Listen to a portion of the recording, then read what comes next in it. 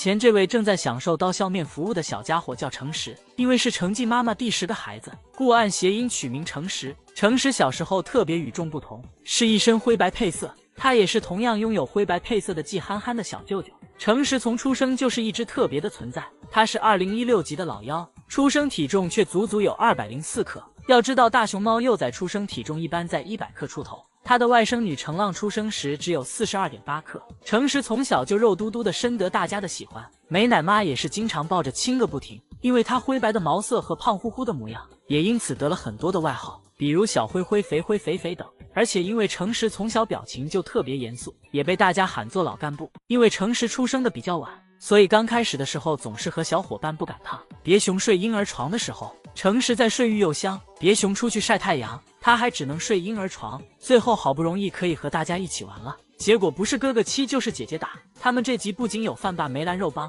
还有爱聊架的天线宝宝奇异，隐形战神奇果更是不好惹。但是我们小灰灰也有硬气的时候。这天奇异看到独自在树旁趴着的诚实，准备上去撩闲逗逗他，结果诚实一反常态，把前掌举在空中，冲着奇异大喊：“你过来呀！”把奇异吓得一激灵，然后就默默地走开了。果然老师熊爆发时威慑力也很大。小时候的诚实酷爱睡觉，江湖上至今还流传着他充电2小时活动5分钟的传说。而且诚实自小脑袋就长得大大的，所以经常能看到他的大脑袋被卡住。这天诚实的大脑袋被卡在树杈上，极力想挣脱的表情简直萌化了，而且他的小脚丫也在使劲儿。最后把脑袋拔出来的那一刻，头套都变形了。还有另一次更惨，本来卡头已经很难受了，还被亚运司机报复，挠脸又咬嘴的。不过他们也只是打闹而已，并没有伤到对方。诚实和文文的互动更搞笑，不是黏黏糊糊的贴在一起，就是决斗现场，主打一个反差。有一次亚运和文文在泡澡，结果诚实硬是凑过来了，在他坐下的那一刻，水池里的水都流掉了1/3，气得文文直翻白眼。如今马上8岁的诚实出落得更加帅气了，希望更多人能认识和喜欢他。虎啊，金虎，小鸭。话痨金虎到底能有多可爱？听到奶妈喊他，正在睡觉的金虎就能立刻抬头冲着奶妈微笑。虽然金虎长得5大3粗的，但其实他的胆子特别小。刚1岁的熊猫宝宝下雨天都敢自己在树上玩，但是14岁的金虎只要一下雨，就要立刻跑回家去找奶妈。你怎么啦？害怕啦？哎，小怂样，快下来吧！因为下雨天让金虎比较焦躁，他在房间里一直不停地打转，脚丫子上的泥沾得满屋子都是。而此刻的妙音和飞云都还在外场享受着天然的淋浴，只有金虎跑回来找奶妈撒娇求安慰。如果金虎会说话，那这会儿可能会说：“虎虎好害怕呀，奶妈快抱抱虎虎。”结果抱抱没得到，却被奶妈无情的吐槽：“你叫大熊猫，不叫大熊猫，我是熊界的笑话。”而且奶妈还拿金虎找不到对象说这要是被其他的小女熊知道了，那就更找不到对象了。要是叫有人知道了，要是叫其他熊猫知道了，你说你啊，颜面何存？你在熊猫界不用混下去了。最后因为奶爸奶妈一直说，感觉没有面子的金虎还生气了，低着头不看他们。结果奶妈还一直输出：“需要你补胆吧，有没有补胆的？我给你补补。”这下把金虎气得哼一声起身就走了。但是如果是雷雨天气，金虎特别害怕时，奶爸奶妈也会陪着他安慰他。这么多人在陪着你呢，而且还在屋里。看金虎这芝麻粒大的胆儿，就能明白为啥当时飞云生日征用了妙音的场地。金虎一觉睡醒，发现妙音变飞云了，就吓得一下午都被对着飞云装睡不敢动了，实在装不下去了，就抱起一根竹子用来防身，就连吃笋笋的时候也不安生，吃一口还会往飞云那边看一眼。而且奶妈说金虎很自恋，他总认为自己是最帅最有魅力的大熊猫，而且他也能听懂好赖话，所以当奶妈问他胖不胖时，他就沉默不语，而奶妈问他帅不帅时，他就会响亮回应：“金虎你胖不胖？金虎你帅不帅？”奶妈平时也很喜欢逗他玩，会把好吃的放在他的头上，让他自己动手去拿。奶妈这天先是给金虎头上放了小块胡萝卜，金虎用手拿的时候不小心弄掉了，奶妈帮他捡起来喂给了他。然后奶妈又假装在金虎的头上放一个胡萝卜，金虎就伸手去摸脑袋，没摸到的金虎以为这次又掉了，然后很认真的在地上找了起来，找了半天没找到的金虎才意识到自己是被奶妈骗了，一脸无辜的看向奶妈。大家还知道金虎哪些有意思的小故事呢？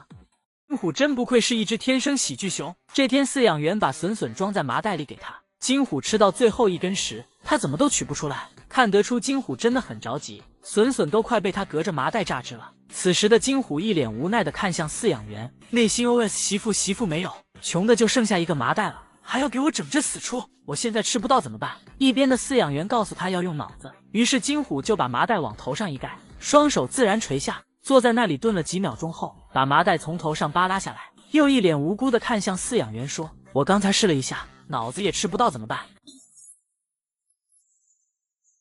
金虎这是在给大家生动演绎，脑子是不会吃笋笋的，而且金虎能吃能拉，它虚虚的姿势放在整个熊猫界也是相当炸裂的存在，真害怕它会一不小心滋到嘴里。而且奶妈说金虎一晚上就能造11公斤的青团。金虎，你这个大吃货，今天早上拉了11公斤的粪便，我都拎不动了。老光棍金虎晚上偶尔也有睡不着的时候，他失眠的时候就玩自己造的那11公斤的青团。聪聪熊就公开吐槽说，金虎把他的便便汤均匀地涂抹在了内舍的墙上和地上，以及他的喝水盆里。即便金虎那么能造，当天值班打扫圈舍的奶妈还在为孩子辩解，说金虎这是绘画天分。熊对金虎的控诉，你觉得是什么？不满意，我觉得金虎有天分，对，画天分。看金虎这埋汰样，也就那个可以一边吃一边拉，一边拉一边甩，一边甩还一边踩的画虎可以与之媲美了。而且金虎这个大吃货，喜欢妙音不喜欢飞云的原因，可能不只是飞云曾经揍过他，还因为妙音比较挑食，经常可以剩下很多笋笋，奶妈就会打包带给金虎吃。金虎每次吃的别提多开心了。当然金虎也有傲娇的时候，这天剩下的笋笋他就不吃了，奶爸拿过来询问他，大大爷带孩子们了，你还这么不会过日子呢？那别吃了，别吃了。我是有钱家的贼，我不吃生的，我不要。你看，等一会儿我给你扔了呢。去过。这一句扔掉说的老清晰了，而且他还因为说了他浪费，自己趴在轮胎上生气。后来奶妈哄了好久才把他哄好，真的好喜欢金虎这个嘤嘤怪啊！打扫卫生的临时工，到如今家喻户晓的也陪专家。穆世杰和大熊猫的情缘到底能有多传奇？只是一次偶然的机会，穆世杰见到了误闯村中的大熊猫，他瞬间被眼前憨态可掬的黑白团子吸引了。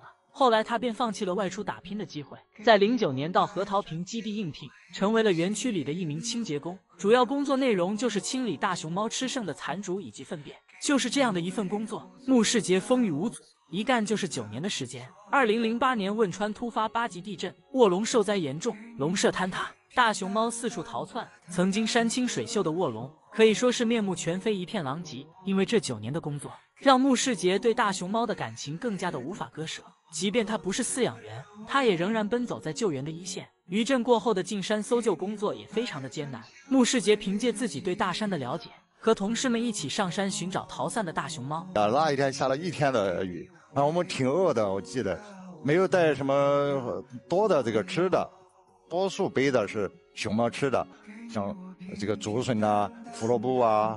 我们饿了没有办法了的时候，我们就吃那个给熊猫吃的胡萝卜。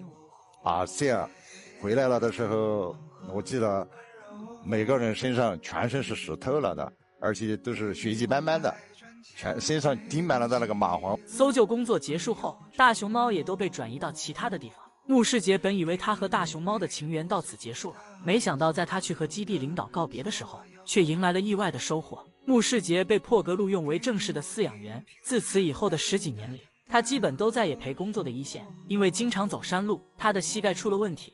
我这个膝盖做了手术，它的咔嚓咔嚓的响。我在和他们基地养了3年的我的膝盖，当时我是哭了。